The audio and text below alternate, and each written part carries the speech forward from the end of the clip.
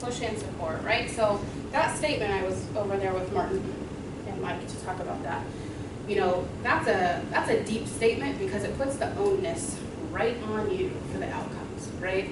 So if you think about kind of the hierarchy, if you will, in your school, theoretically you're at the top on any good given day, right? Depends on conditions. All right? At least in your building. Okay? So what this means, if we translate this to bigger picture, is that student outcomes are going to be the direct result of teacher actions. Okay, so you need your teachers to have the growth mindset about their students' abilities. Well, how are the teachers going to be there? How are the teachers going to develop that mindset? Unfortunately, they don't come all packaged like that. So that means the onus is on you as the leader to be identifying the gaps in mindset of your staff and to find the correct bridges. We're all bridge builders. If you're a leader, you're a bridge builder. Because what you need to do, just for graphic sake, is to identify kind of what are this teacher's hiccups? Where are they on this continuum? Let's say they're here between obstacle and effort. I need to build a bridge. I'm not going to be able to build a bridge for every situation, but I need to think about what are the conditions I set up in the school, what are the messages that I constantly reiterate, what are the practices we do to set the learning conditions to move this teacher. That's going to come through coaching that you do. That's going to come through coaching that your instructional leaders do. That's going to come from professional development interactions. So it's going to take reconsideration, literally, of how you do everything at your school in order to constantly be promoting messages of growth mindset, and that we don't arrive there, but we constantly strive towards there. Okay? Any other big takeaways that you want to give voice to? Yes? I just would like to connect this to the larger context. Thank you. I think the biggest hurdle that I believe now that I think we really need to overcome our staff is being able to figure out how to get over the dichotomy between the school culture and the home culture. Got it. What I mean by that is we know that our students already, they are at a disadvantage. Yeah. The students that we serve, when they come into the school that represents the mainstream American values. Okay. So there's already that dichotomy that does exist, and we cannot overlook it. We cannot even negate it. We cannot even refute it because it does exist. Right. Is what we have in school is what I will refer to as a hidden curriculum because it's not written, but it's only embedded. It's embedded within the school culture.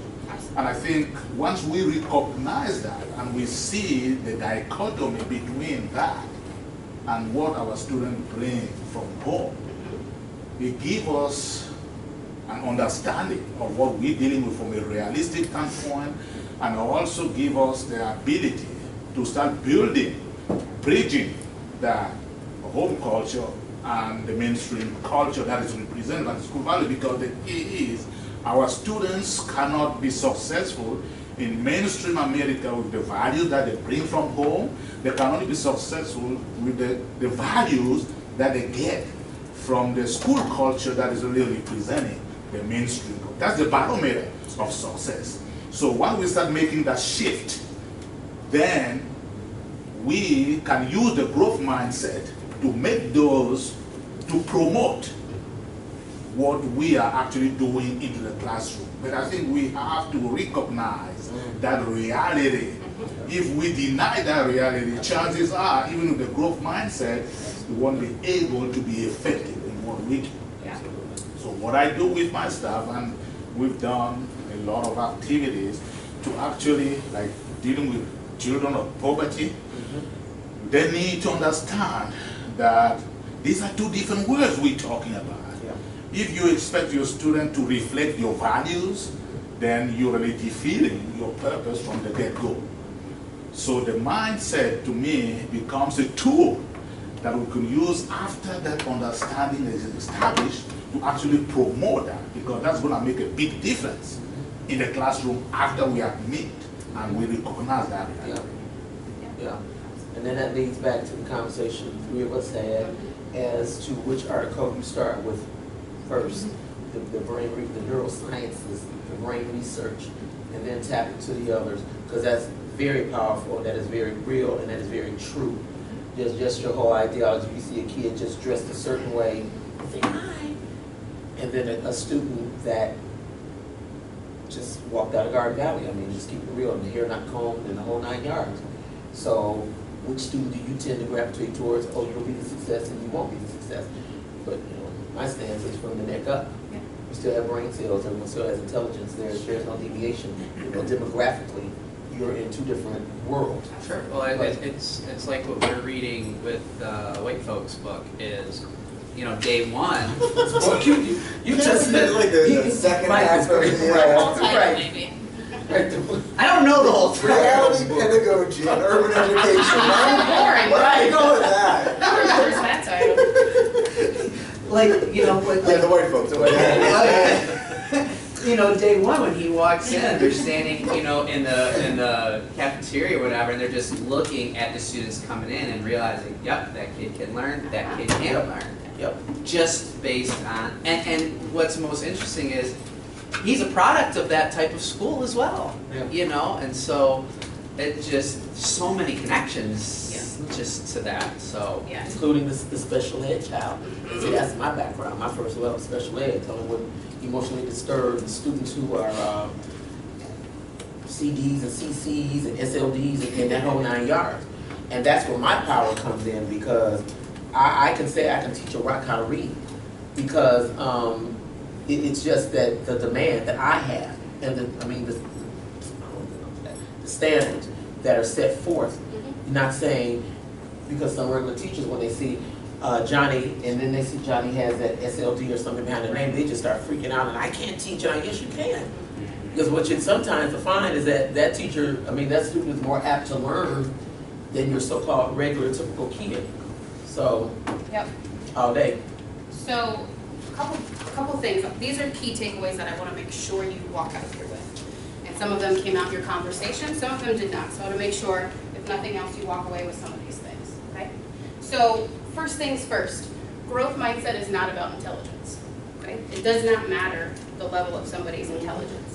The underlying understanding is that it is proven that every brain has the ability, unless they're in a coma, okay, or brain dead, or dead, every brain has the ability and does make neurological connections when new information or a struggle is presented to them. That's just scientific fact. Okay? It's also scientific fact that the more connections a brain makes, the heavier its mass. So it's actually true that the more connections your brain has made, the heavier your brain is. Okay? We want to be careful about saying, oh, you got a big brain, you're smarter. It's not about being smart, it's about the connections that your brain's making, right? So it's not about intelligence, it's about actual processes happening in your brain when you're presented with new information. We're going to see coming up here in a little bit, it's actually proven that it's not just when you learn something new, but actually the longer and more that you struggle with something, the more connections are made in your brain. Okay, so struggle is good for students, struggle is good for adults. Okay? So it's not about intelligence. I already said this is not an arrival process. We don't just grow and grow and grow. Okay, now I'm at a growth mindset. All right, it's a continuum. You are always on the continuum every single minute of every single day, depending upon the topic in front of you. All right? Other things. Martin, I don't know if this was directly in the text, but I heard you say it, so I wanted to call it out, is this language around yet, all right? So as we start to think about, and we're going to have a chance to work on it, shifting the culture in our schools around growth mindset, we need to add this word yet to everything we're saying around not being there yet. Well, if you can't do, it's not you can't do it, it's you can't do it yet. It's not that the teacher is unable to do it. It's not, they're not willing to do it yet. They're not doing it yet. The student's not doing it yet. I haven't adopted it into my practice yet. It's all about yet, because that's saying there's no definitive end. It's a process, it's a continuum, right? Another big thing that I want you to have pulled out, it's not just about effort, right? So when Carol Dweck did all her research back in '58, a lot of it was centered on this idea, kids just need to put forth more effort, adults just need to put forth more effort, and then we all end up with this happy outcome. And she came back into the research just a few years ago and said, it's not all about effort, it's about effort to outcome, right, as somebody brought up. And how do we take the effort and lead it to outcome, right? So it's not about praising kids for everything they do. You're trying, good job. It's about praising their ability to continue with strategies, okay? So here's the link, and I drew a question mark up here earlier, but I'm gonna fill in the blank for us. In order to get from effort to outcomes, your question mark is strategies. And as you start to work with your teachers about where are our students now and how do we get them to where they need to be, the answer is strategies. From the research that we've read today and the readings that we've read, every student can learn. Every single one, regardless of where they're starting. If they're not learning, we have not done the right strategy yet. Okay? That's where our instructional coaches come in, that's where our teacher teams come in, that's where you come in, that's where coaches come in, it's where everybody comes in. If we adopt this idea that every single student can learn, and what bridges us is the strategies. So if we haven't gotten our kids to where they need to be yet, it's because we haven't tried the right strategies yet. Okay? So strategies is what fills in the blank, right?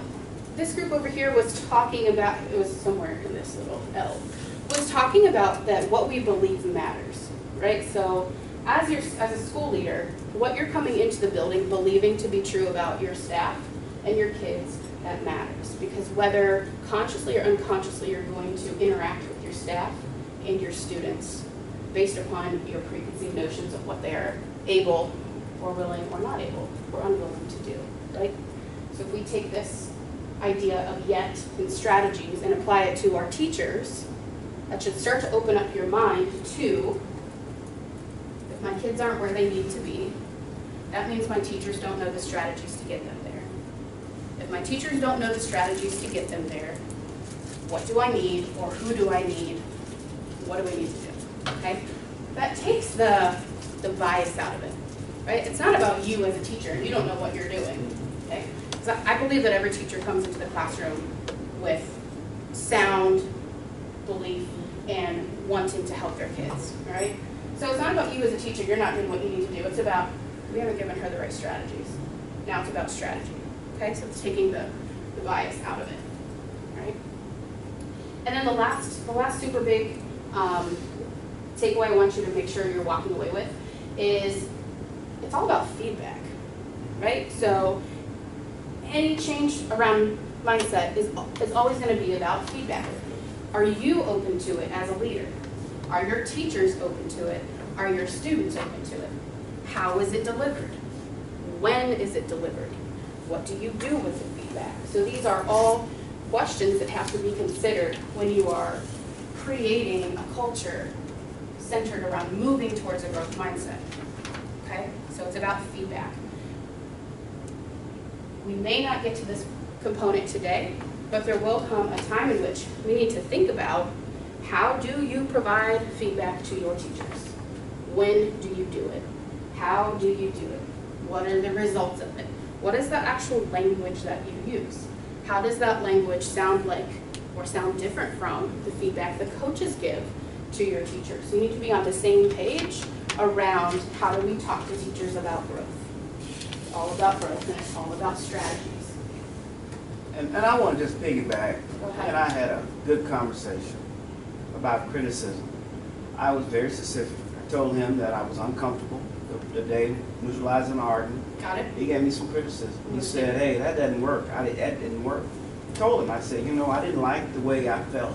I was up on stage, and you told me directly, that doesn't work. Give me a better example. And I told him that I got into my feelings for a minute, because I didn't like it. Yeah. But then I went home and I reflected about it. I said, he was right. But I didn't like being that person, that criticism. So I had to really kind of figure out, how to deal with that. And it's hard because I know how teachers feel. If I have to tell them that they're doing something, oh, that doesn't work, in front of the other teachers, they're going to be offended. Sure. So I know that what he said came from a good place. Right. But I think that's a hard spot, I think, for teachers. Absolutely. Very hard. And so I have to be extremely mindful of that Yeah. when I'm working with teachers. Because again, I told him that he and I have a good relationship, but I think that's a problem sometimes. Yeah. But that's those triggers. That's what I was talking about, the in-between, you fluctuate back and forth, and you have to kind of check yourself. And you Yes. have to be reflective too. Yeah. I think we have to gauge what day it is too in some ways, because Monday, Tuesday, Wednesday, you just have to know your staff and, you know what, this morning right now may not be the best time to have a conversation, we may have to wait for later on. Compare that down to students too. We talked Yes. last week about encouragement, and correction and motivation and Yeah. So not only does it take being able to kind of judge the situation, knowing your staff when is it the right time, knowing your kids when it's the right time. You need to know when it's the right time, but you need to know what the ultimate goal is, right? And the goal is to continue movement towards growth mindset. So even if it's not the day to address that teacher, there will be a day when you need to address the teacher, because there's an ultimate, there's a continuum of growth that you want to strive for, right? Same with our students. All right, if we have time, we'll come back to this. It's just wonderful, lovely, cool. But we don't have time right now. Okay, so I'm going to skip over this component. We might be able to return to it in the future, not today, but I just want to show you some things for you to be thinking about, all right? When we start to think about mindset at work, these are the true things that school leaders need to take into consideration when they're thinking about how they are building a culture of growth mindset, okay? Every single thing that you do in your building should be touched by the idea of growth mindset. So the way in which you allocate your resources, the way that you hire, down to the questions that you ask, and the way that you think about retention of your staff. Professional development, how you are delivering information, how you are using participants' knowledge in the process, has to be grounded in mindset, growth mindset. Teacher evaluations, student discipline and culture, and parent partnership. So as you're thinking about mindset, it's not that you teach it once and you're done. It has to be a pervasive effort throughout your building, through all levels of work. Okay? I hope that we get back to that at some point in time. Okay, here's some information you're going to want to see.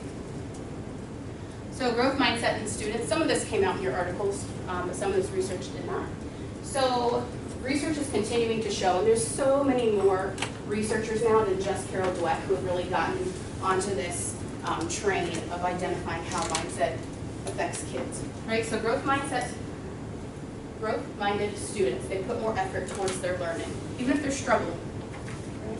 They're more responsive to critical feedback. That means they hear in critical feedback the ability to move forward. They spend more time on tasks. They score higher on achievement assessments than their fixed-minded peers. They seek feedback and ask questions more regularly. They find learning to be more enjoyable. They make connections more easily. And actually, there's a growing body of research that says students who have or are continually taught growth mindset are actually less likely to bully and have fewer incidents of discipline. makes complete sense. What's that? I said I think it makes Yeah. complete sense. Why do you think so? Well, a couple of the articles in here indicated that when students kind of got it, that it was, they didn't have to feel dumb all the time again. Yeah. And I think that that's a major root to why someone becomes a bully. It's a Totally. deflection. Yeah, absolutely. This makes sense. Absolutely. Okay. So there's a growing body of research around the link between growth mindset and behavior in its Power 12. Okay. Developing a growth mindset is even more important for students who identify as a minority, either in their school or within their cultural group, come from a disadvantaged or underserved population.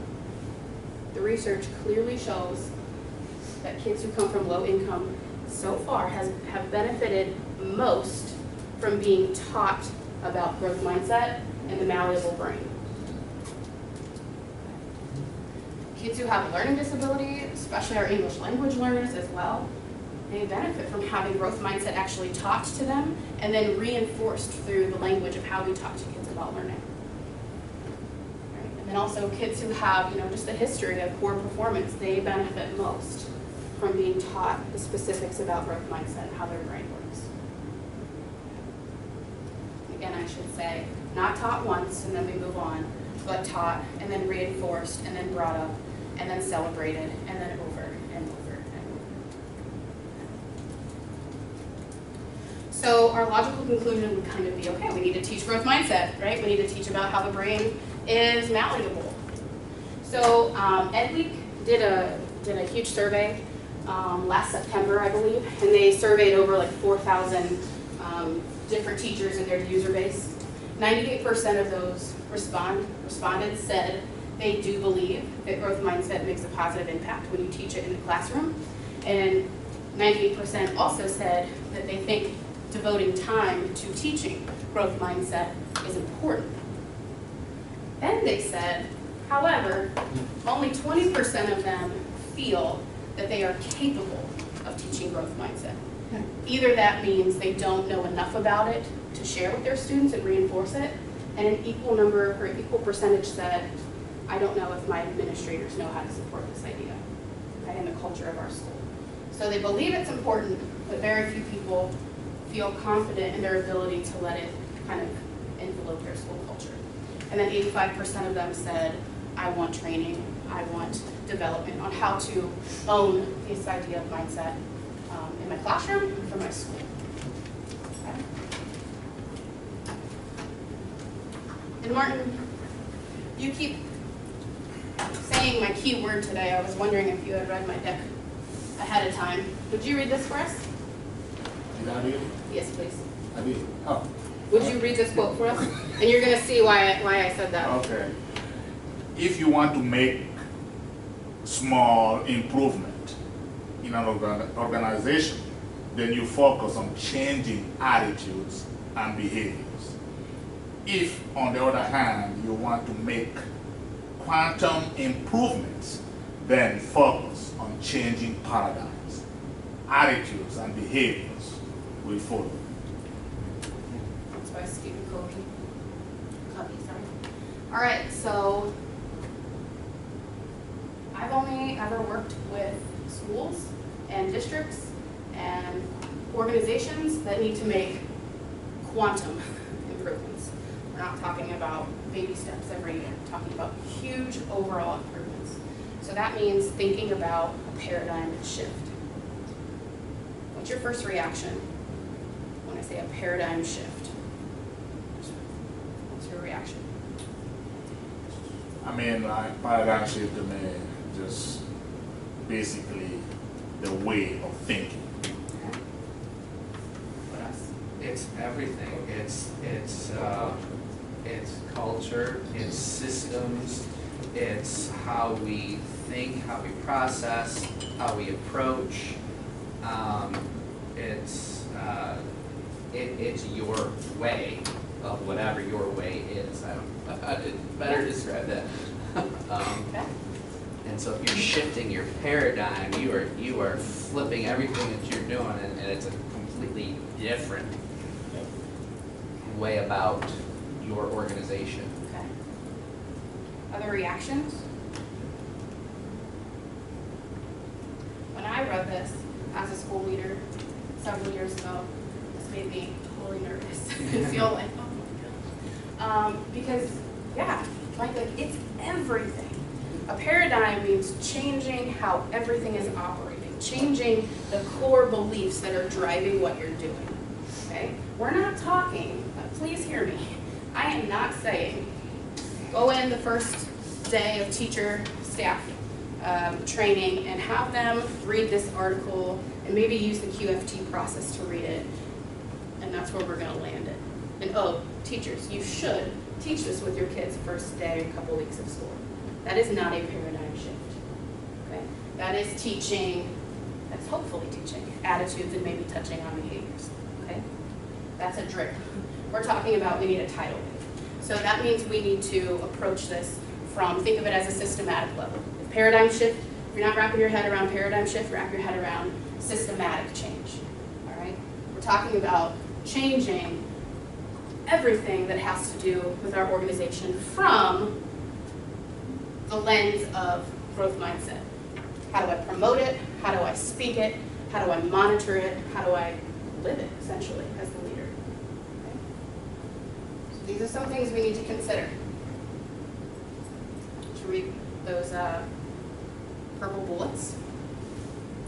We'll move forward.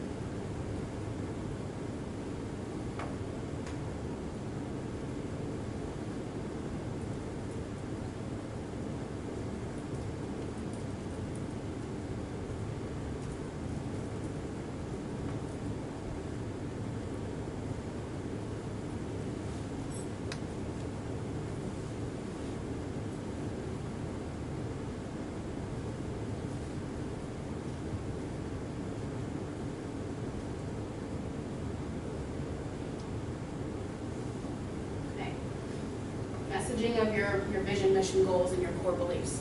What your mission is and how you say it to students, to parents, to staff, that matters. Okay, and within your message, you need to think about, are we focusing on one end outcome, or are we communicating in our conversations that every student can learn? And this process is about finding the strategies that work for individual kids. Okay, and you think about that. Student recruitment and enrollment processes, okay. That's a loaded topic, but I'll say about that topic that when it comes to enrollment, what kind of conversations are you having with students as they enroll? What kind of conversations are you having with parents as they're enrolling their child? Those conversations should center around, we are an organization that values the process of learning. The process. It's not it is about the end outcomes, but we're never going to get there without a deep look at the process of getting there. Communication around student progress to families, among teachers, between teachers and students, et cetera, it's all about that yet. Are we communicating progress of students around this idea of yet? Here's what they have currently been able to master. Here's what they've not mastered yet because we haven't found the right strategies yet. Okay? This also makes conversations with students who have, or parents who have children with IEPs or 504s. A lot of times there's like this block, like how do we move past this? When we can say we haven't found the right strategies yet, that communicates to the parent, you know, there's not a one-size-fit-all approach to this. We're going to have to keep looking. It communicates that you haven't given up, and it communicates that it's not the child's fault, right? It's not their fault they haven't learned it yet. We haven't found the right strategy. Teacher language, we're going to talk more about that in a minute. Tracking and celebrating student progress. If you only celebrate in your school the kids who made AB honor roll, what does that do for students who have actually put in genuine effort, who are embodying growth mindset, okay, who are trying every day, who are taking the strategies they've been given and working to apply them? If we only honor end-all be-all intelligence, we're actually not honoring the process at all. So then we've contradicted ourselves. We don't value outcomes, or we don't value the process. We value hard intelligence only.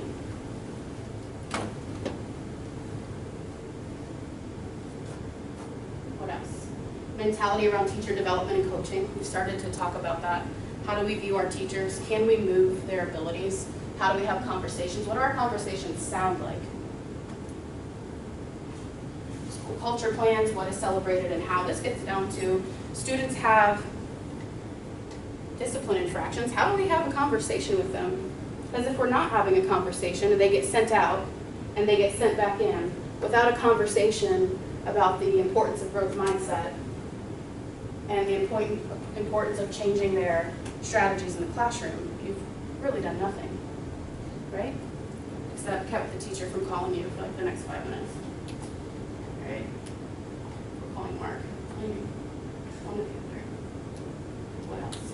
Principal language to staff around growth and progress. How do you come into the building and talk every day about your goals as a school and what you need your teachers to do and what you need your students to do? So when we're thinking about a paradigm shift, we're thinking about what is the role of growth mindset in each of these things. And a lot of it comes down to just the words that we choose to use every day.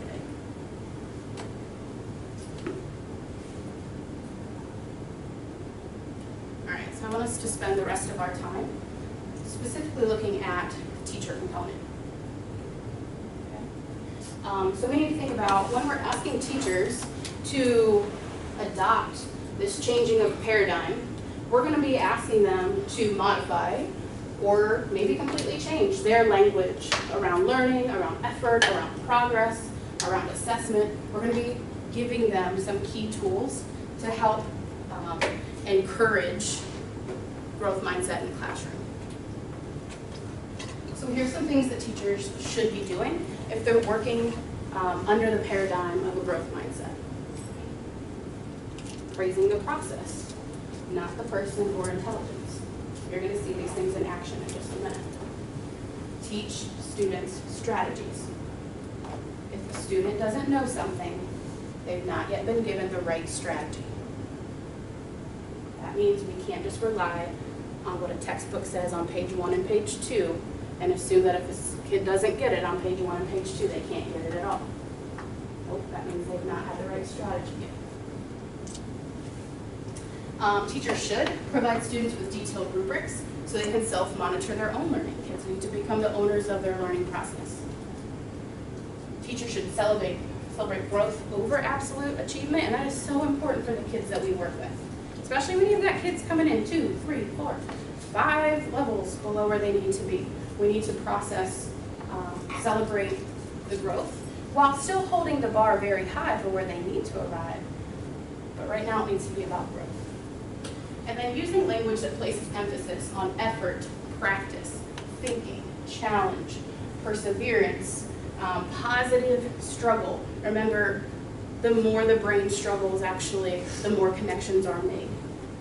When I'm thinking about that as a teacher, and if I've done any looking deep into our learning standards, I know that one of the shifts in the learning standards is productive struggle, especially with on-grade level tests and tasks. Well, if I'm communicating positive struggle as a strategy that brings you to growth mindset, I'm directly linking to what the standards are asking kids to do. All right? And then this last one we started to talk about, frame the struggle around not yet. Not there yet, but we'll get there. We're going to watch this happen in 2 classrooms. Both are elementary level.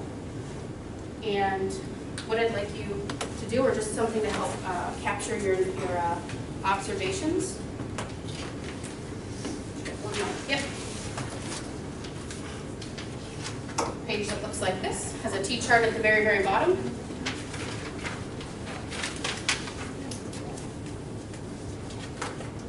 While you're watching, I just want you to look for evidence of these actions that a teacher should be doing. Okay? Could be, what do I see the students doing? That's a reflection of what the teacher did. Or what do I actually hear or see the teacher doing? That is pushing and promoting a growth-minded classroom. Is that too dark? Okay, mark one. Okay. It's about 6 minutes long.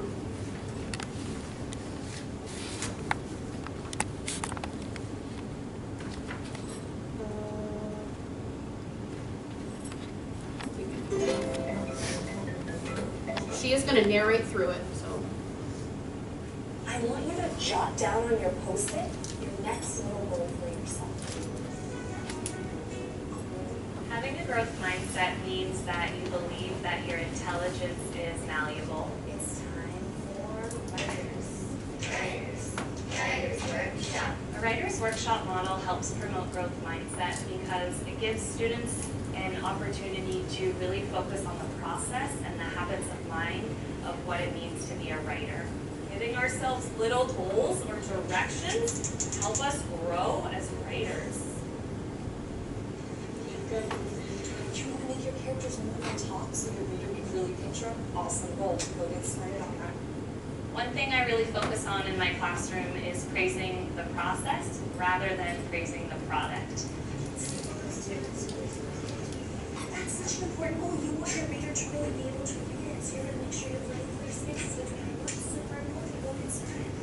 So rather than saying, this product was really good, it breaks down for students what they did that helped them to accomplish that goal. You really make your characters come to life. You're so like, I'm awesome. And it helps them to think about how they can continue to grow and emphasize those strategies in their work. I wanted to teach you how to write a really good kind of books for reading. I also think that process praise helps build a growth mindset because it starts to become the language that students then use. So if I'm praising their process, then they can start to focus on the different things that they're doing well in their work, and they then can begin to internalize that language and also use that in supporting partners. My goal was to move and make my characters talk and make them on the video. Thanks for listening to your partner. So show us where you did that in your writing. Your goal was to make your characters talk. Can you show us a place where you did that in your writing? Wow, you really made them come to life. You made them set a goal in your writing. You have set some great goals for yourself about what you're going to do next to take charge of your writing. Writers, I'm going to give you 20 minutes to work on reaching these goals. If you reach this goal, set another little goal for yourself. Would you start? I was to tell his mother thanks. That lead really hooked me because you told me not only what your character was doing, where your character was going, but also what your character was saying.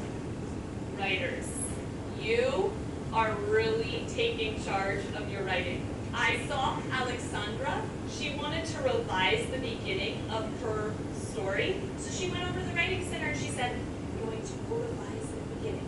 She got her revision plan. Sarah really wants to work on making a strong ending, so she set the goal using her folder that she is going to write an ending for her story to solve the problem. Writers all around the classroom, you're setting little goals and then reaching those goals. I try to make my process praise really authentic through really spending time looking at students' work. So before I have gone into a conference with a student, I really spend time looking through students' work so I can kind of pinpoint what are those areas that I really want to celebrate with that student. I took your book goal last night and I started reading it, and you have done something really amazing. Can I tell you what you did that was super amazing? In the beginning, you really made me picture where your story's happening and what was happening. Awesome work, writer. So I was thinking, something you might start trying as a writer is writing in your piece about how your characters feel. Do you think you might like to try that out? Whoa, writers, check this out. Look over here. Joshua discovered in his folder he has a realistic fiction writing checklist, and he used it to see, have I done all the things that realistic fiction writers do? Wow, you could try that too if you're feeling like, what's my next goal? I think if you really want to build your practice in terms of giving process praise, one of the best things that you can do is to start to kind of script out what you want to be saying. So have a little cheat sheet for yourself that you can carry around with you in a binder on a clipboard. Can't wait to see you try that in your writing. It'll look great work. I heard writers whispering directions to themselves like, imagine another character. Think of an adventure. Make sure my reader can read it. I first introduced process praise to my students through a lot of modeling, so my own self-talk was something that I think was really helpful when I was working through things in front of students. Awesome job putting your goal up there to celebrate that you met that goal. I also think that we create a lot of really clear visuals for students about what our goals are, and then we can refer back to those in our process praise. And so I think it just kind of becomes like the fabric of everything that we're doing in our classroom. reach that goal? I elaborated on 3 pages. You elaborated on 3 pages today. Would you hold it up to show us how you met that goal? You're seeing some quiet me too. Some other friends also elaborated in their writing today. I think that teaching students about growth mindset in the classroom really helps them to take ownership over their own learning, to be willing to take on challenges, to reflect on their mistakes, and that can carry beyond the classroom into their lives when they are no longer with you.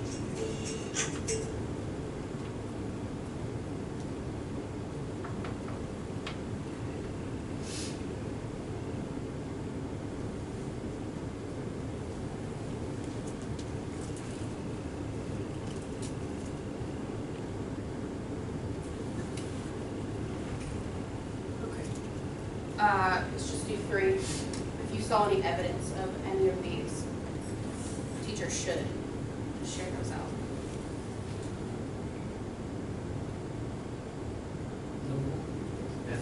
Number one. Okay, well, that was what she was talking about, huh, the whole time. But notice she wasn't talking about any absolute outcomes, she was talking about process. And by doing that, she was able to meet each student where they were and push them forward. What's another teacher should that you saw in action? Number 5. 5. Talk about that. So just the way that she, like when she had the whole group's attention, you know, she was holding up like, this was this person's goal, and this is what, you know, so, talking about that positive struggle. And then even when she was one-on-one talking with each kid, you know, just kind of rephrasing what that kid's goal was, and, you know, like setting them off on their journey, go get started, you know, and so just using the way that she was emphasizing their process with them and helping them get through. It was motivating. She also said that in a positive way, so she, instead of saying it negatively, what you need to do this over, she said something you might start trying is. And so the student was more apt to do it because the teacher said it that way. All right, I want to show you one more thing, just as another example.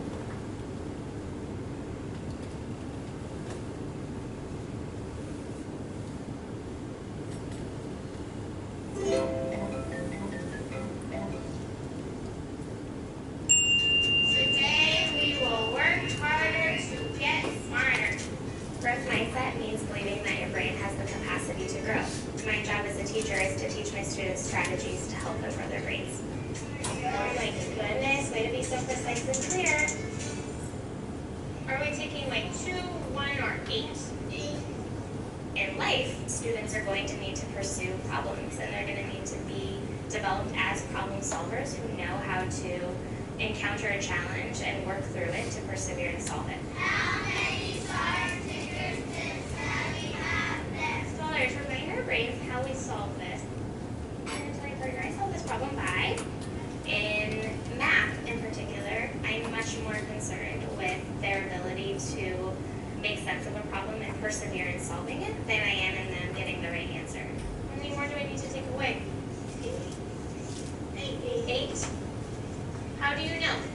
Because let's set right there, 248. Today's lesson was a number sense lesson, and students were tasked with subtracting 3-digit numbers in story problems. Mathematicians, that problem felt especially challenging, didn't it? Yes. One thing you saw in my class today was my students encounter a challenging problem and really embrace it and get excited. What felt challenging about that for them? I got stuck on the 30 part. I almost normalize that everyone's going to feel stuck, everyone's going to feel challenged by it, so that they can get excited and think about the strategies they can implement to tackle the problem. What can you do when you're feeling stuck? Can I have some help? I'm feeling stuck about taking away 2 more tens. Way to be specific, Brenda, about how to get help. Justify. I took a jump of 2 and that got me to 200. Justifying and critiquing is one of the most critical components I can give my students to enable their ability to pursue a challenge. I took a problem by doing the standardization. That means they're explaining their thinking with reasoning and evidence, and they're asking others to explain their thinking as well to better understand. I figured it out by doing one strip. And When we are tasked with the ability to express ourselves or articulate our thinking, it really illuminates our understanding or our misunderstanding.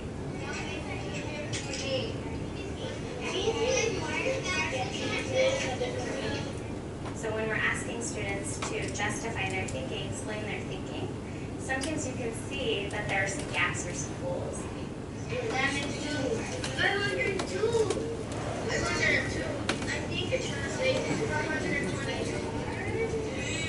When you invite that into a classroom setting, you're allowing for feedback from other scholars to engage in that thinking, whether they're understanding or misunderstanding it. So then what is this agree with you? I disagree with you because we should do a strategy like adding up. I think it really raises the level of rigor in a classroom when students can understand their processing and can also question and understand others. Christian and Sade were having kind of a heated discussion about the most efficient strategy to use to solve this problem. Go ahead, Christian. I took a jump of 60. My strategy was Adding up. 2 questions that why did you take a jet that will make a better number? You know that 60 plus 1 equals 61. I just want to pause and reflect on what's going on here. Already 2 people have shared out the same strategy, but they did it in a different way.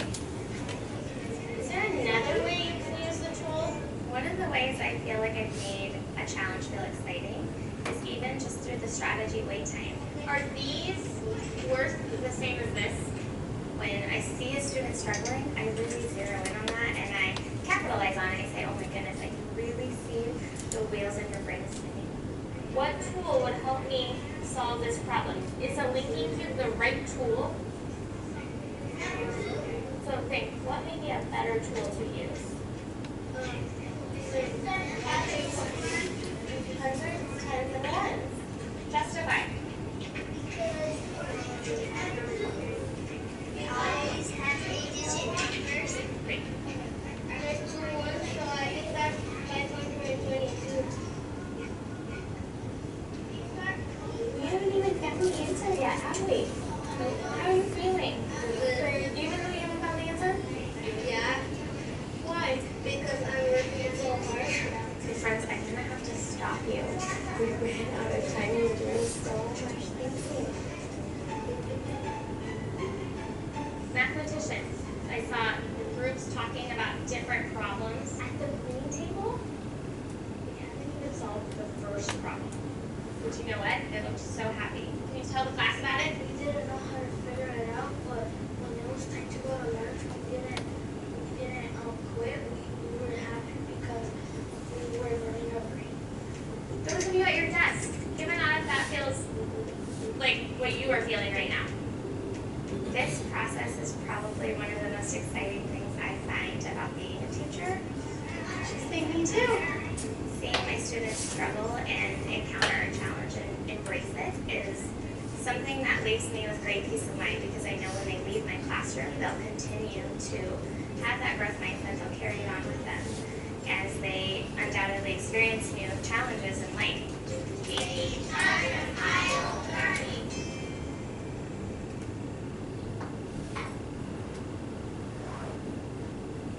Okay, same thing. Examples, where did you see in that classroom one or more of these teachers should taking place? Positive struggle. She feels good about when her students have that struggle. She was encouraging strategies. Number 2. Okay, number 2, right. So you probably saw with her, even though we need to get to the outcome, for now, the most important part is figuring out which strategies to use. Any other examples that you saw? I like number 5, when she said challenging, the students challenging should evoke excitement. Yeah, she made it totally fine to not know. Right. Right, okay. Any other examples you saw? Number 4, celebrate growth or representation. Okay. Talk a little bit more about that. Just for students, they didn't come up with the correct answers at the beginning. She said she was more concerned with them getting understanding of processes Yeah. and coming up with answers, so they understood that that was important, they were doing it well, and they were able to celebrate themselves for really working hard towards that answer, even though they didn't mark for that. Any other evidence you hold that aligns to any of these 6 teachers?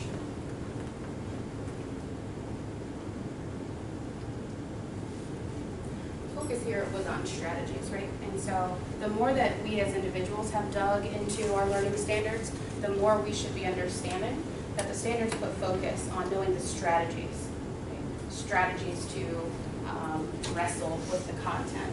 So if you're thinking right now, this is kind of an ideal setting, this is an ideal student practice, but we need to get results. Well, the results come through students knowing how to choose the strategies that work. So the more productive struggle they have with multiple strategies, that achievement comes as the byproduct.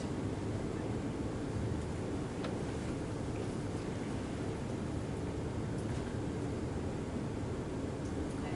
Real quick, because I think it's important to reflect on other things that we saw in those videos. Just kind of thinking to yourself, aside from those indicators of growth mindset we were just talking about, what else did you notice? Okay, what was the teacher's role? What was the ratio of student to teacher discourse? Who was doing the heavy lifting in that classroom? Kids leaving tired from the thinking, or was the teacher leaving tired from facilitating? I think teacher was more of a facilitator, and the student was doing much of the work. So, I mean, I refer to that as accountable talk, where you question each other, you challenge each other, Yeah. you give me an answer, I have to justify it, and I do the same. So she was facilitating that.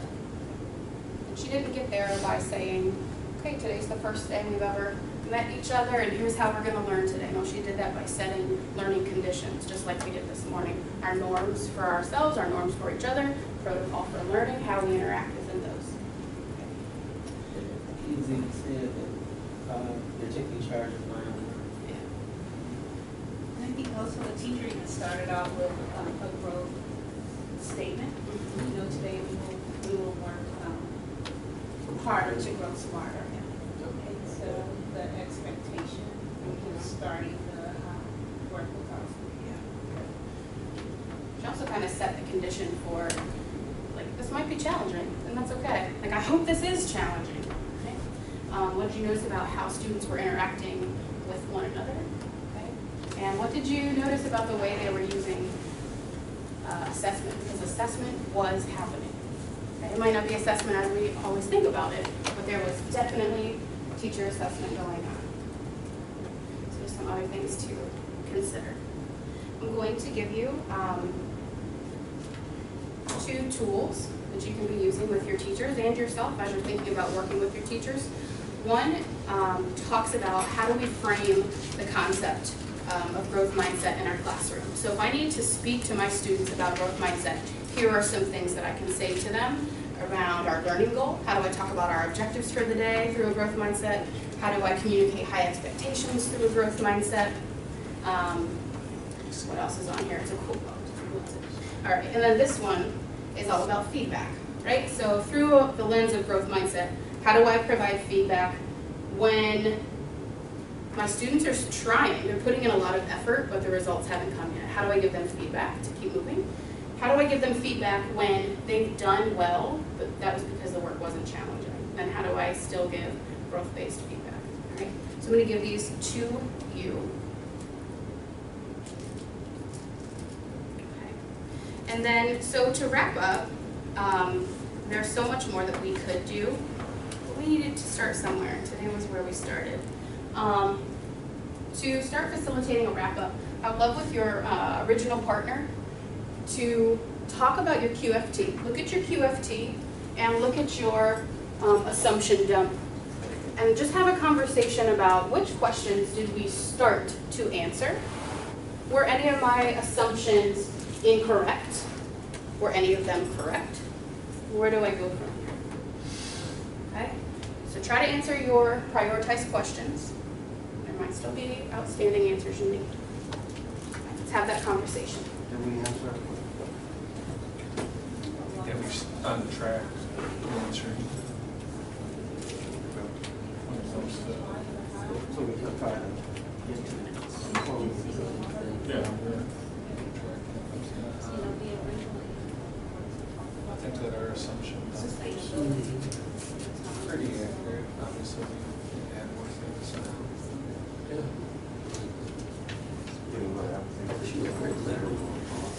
I got to do a job interview. My math teacher. Oh, Yeah. oh, to go for it.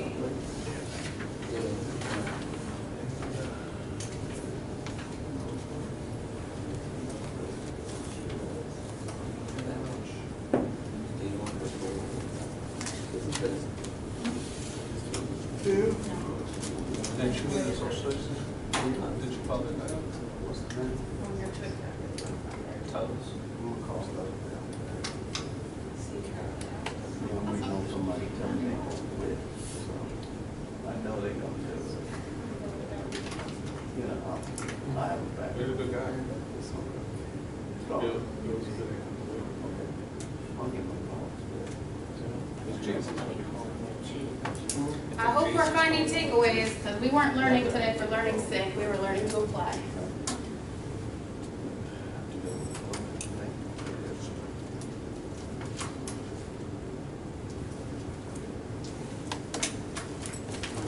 Sorry.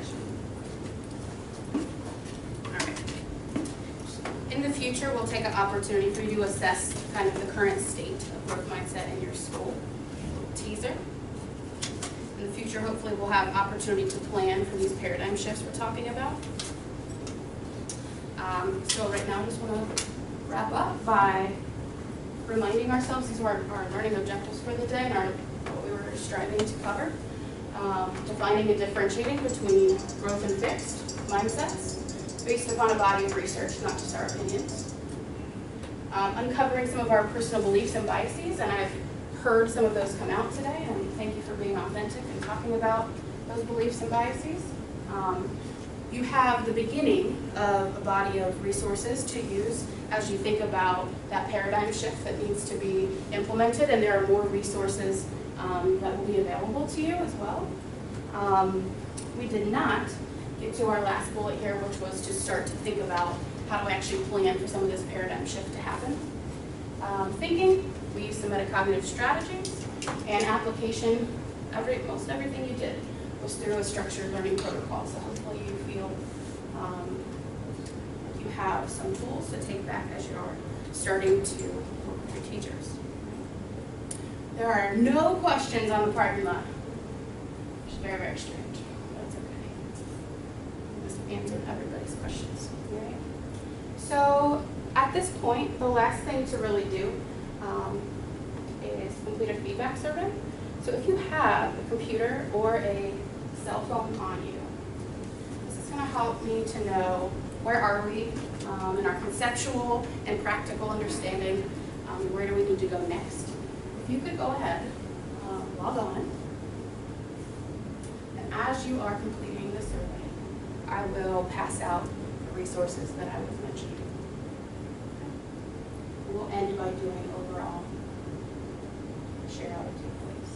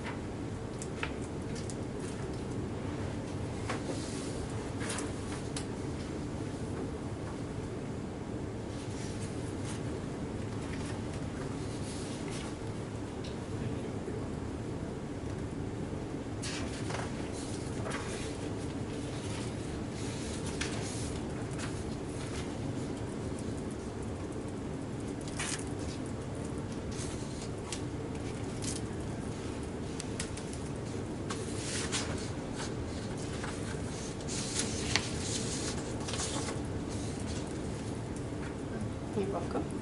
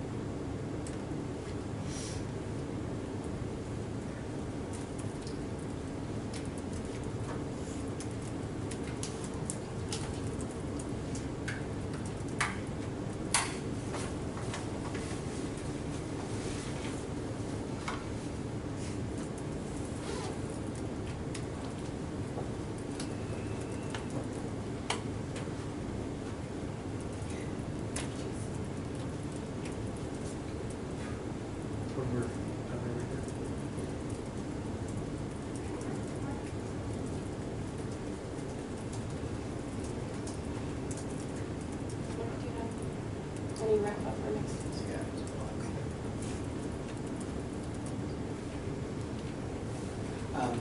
Do you want to send around the PowerPoint? Yes, I'll So send around. if you could email to me, I'm going to send PowerPoint and all the handouts electronically, so everyone Thank has you. them. Thank you. Yeah. All right. So I think just two housekeeping. One, we're back in here tomorrow's afternoon. Tomorrow is going to be one of our board councils doing a session on SPED law, and then also going through the sunshine training so that everyone's got what they need for next year. I know some of you had to wrap up and do the training module, which counted towards last year. So that's one. Two is just following up on our call from Friday. Please make sure you're working through your enrollment, the re-enrollment pool. So obviously every school had a certain re-enrollment pool that was uncommitted. So this is why, again, we've changed the PD where we're only together full days on Mondays, and we have ample time at our schools Tuesday, Wednesday, Thursday, and Friday to keep churning through that. I'll send around a worksheet that everyone's going to do either tomorrow or Thursday to follow up from last week's call, where everyone's going to, again, state where the enrollment pool was. Out of that pool, how many have committed to coming back for next year since last Friday, how many have declined, and then what that means for your overall new student goal. So I'll talk through that again either tomorrow or Thursday, but I think the big takeaway is everyone should be going through those re-enrollment pools, connecting with those families this afternoon, tomorrow morning, Thursday afternoon, so that we're chipping away at that, while simultaneously still working on new enrollment. And obviously that can continue this week when we're not in PD, and then again, just so everyone remembers, next week we're not in PD at all. So your time can be focused on enrollment and obviously ongoing staffing for actually the next 2 weeks, even though you're off July, and then we don't come back until the 10th. So just please keep working on working through that re-enrollment pool and connecting with those families, whether it's phone, going to the home, sending canvassers or other staff out to the home, going to the home yourself, so that we are, again, getting some clarity around that, which will then inform the new enrollment goals that we're working towards.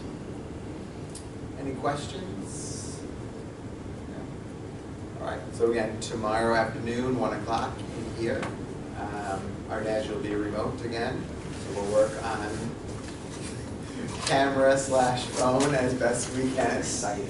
And like we've been doing, I'll send around the PowerPoint and the handouts from today so everyone has them and can use them with your staff. I think the other thing, just sort of getting back into today's session, I hope everyone's realizing we're trying with all of our presenters to really balance content and, for lack of a better term, strategies. So while today was about mindset, and for some of you it's literally something we've been talking about for a year and a half now, I hope you're also taking away some strategies to be using with your teachers in PD and with your teachers once kids return. So I think some of these things can be applicable and should be applicable even if the topic isn't mindset. So whether you're doing a session on your definition of effective instruction, whether you're doing sessions on classroom culture, whatever the case may be, all of these things, whether it's from the day one, the gravel road, dirt road, all the way to today, the QFT, I'm hoping these are things that you're internalizing and that you are thinking about how to incorporate into your PD when teachers come back. And we've been keeping the list going, so we'll keep hanging those up for the rest of this week, and then obviously when everyone comes back on the 10th.